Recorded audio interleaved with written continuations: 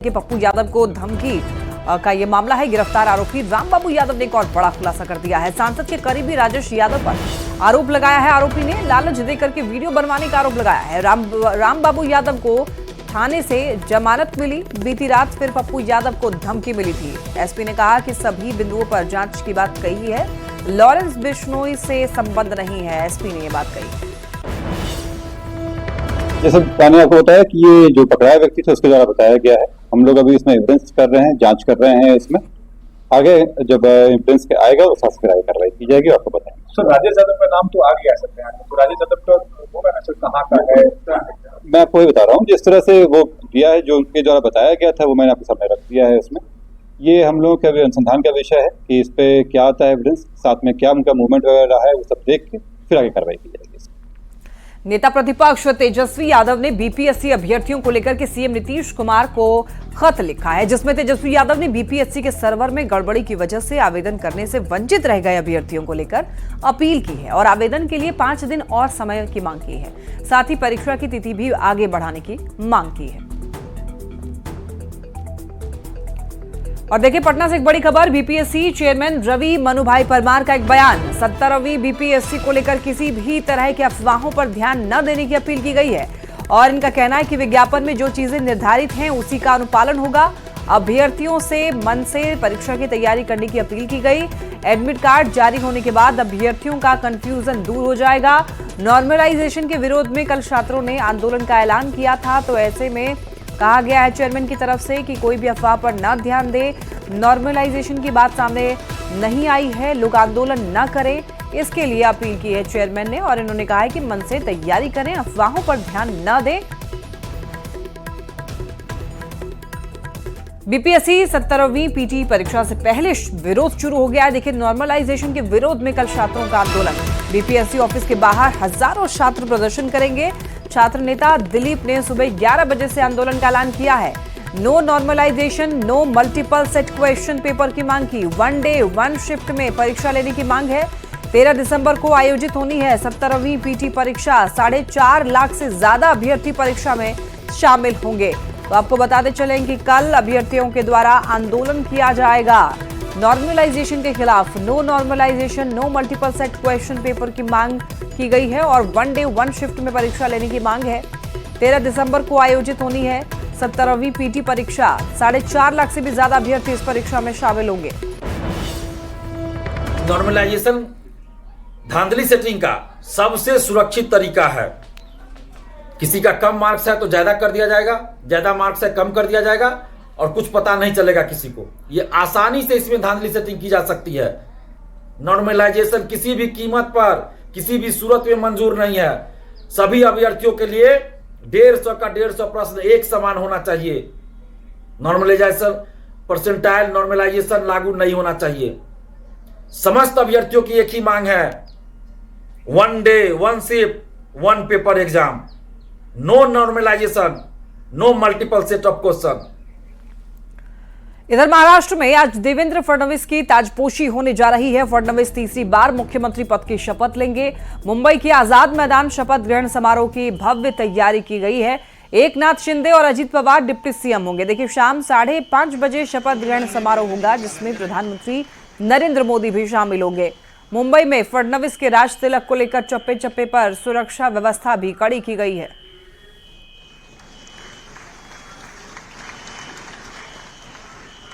आपल्या प्रदेशाचे अध्यक्ष बावनकुळे साहेब। मुंबई में शाम 5:30 बजे महाराष्ट्र के नए मुख्यमंत्री देवेंद्र फडणवीस का शपथ ग्रहण समारोह है, जिसमें मुख्यमंत्री नीतीश कुमार भी शामिल होंगे। पटना से विशेष विमान से नीतीश कुमार मुंबई पहुंच गए हैं। मुंबई में देवेंद्र फडणवीस के शपथ ग्रहण समारोह में बिहार के दोनों डिप्टी सीएम विजय सिन्हा और सम्राट चौधरी भी शामिल होंगे, जबकि जेडीयू के कार्यकारी राष्ट्रीय अध्यक्ष संजय भी इस समारोह के गवाह बनेंगे।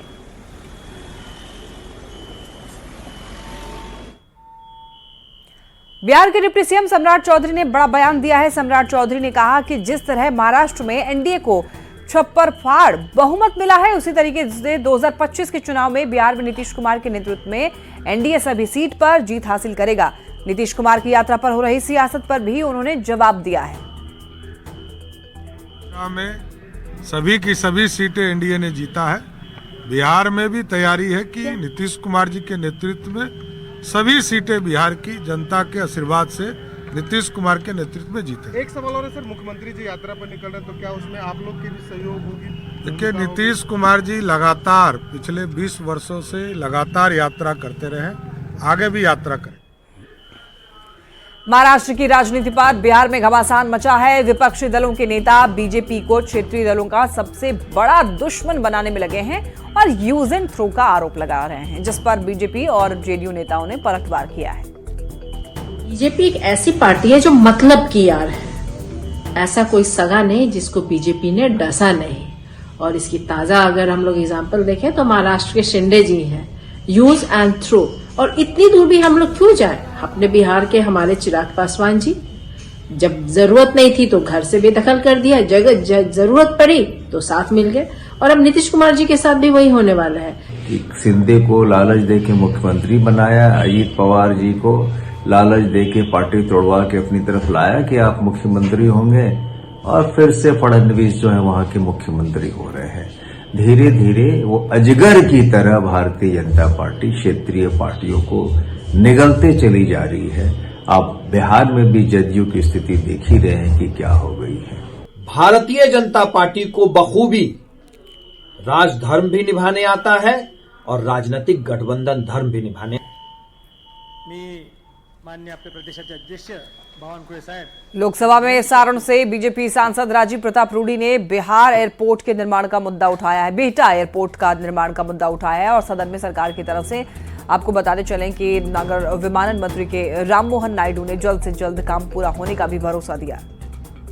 एयरपोर्ट अथॉरिटी ने बिहार में एक ग्रीनफील्ड एयरपोर्ट का प्रस्ताव दिया था और वर्तमान में जो 2 हवाई अड्डे बनाए जा रहे हैं, बिहटा और पटना, जिसमें कोई ग्रीनफील्ड का और ये बड़े विमानों के उतरने की संभावना नहीं है और क्रिटिकल है। मैं सरकार से जानना चाहता हूं कि बिहार के 14 करोड़ जनता को क्या आप अपनी नीति के तहत एक ग्रीनफील्ड एयरपोर्ट जिसका प्रस्ताव आपके यहाँ लंबित है उस पर विचार करके देना चाहेंगे? क्योंकि बिहार के लोगों को पूरे भारतवर्ष में जाकर के जहाज पकड़ना पड़ता है और हम देश के 1/10वां हिस्सा है जिसको 75 वर्षों में एक भी अंतर्राष्ट्रीय। सर, बिहार हमारे लिए, हमारे सरकार के लिए बहुत ही मुख्य जगह है सर।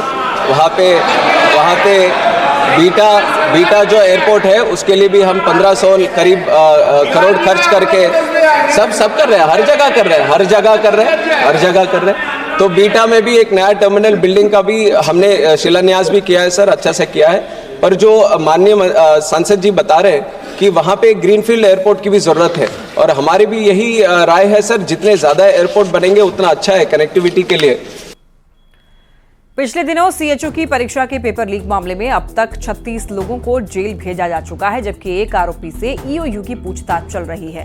पेपर लीक मामले में ईओयू की टीम ने 59 पन्ने की एफआईआर दर्ज की है। पेपर लीक में करोड़ों रुपए की डील हुई थी और सॉल्वर गैंग के सदस्यों ने 1 दर्जन परीक्षा केंद्रों को मैनेज करने के लिए पैसे बांटे थे। और ज्यादा जानकारी दे रहे हैं संवाददाता अमित कुमार। की तरफ से सीएचओ यानी कि कम्युनिटी हेल्थ ऑफिसर का एग्जाम कंडक्ट किया गया था और 1 और 2 तारीख को ये एग्जाम होने थे।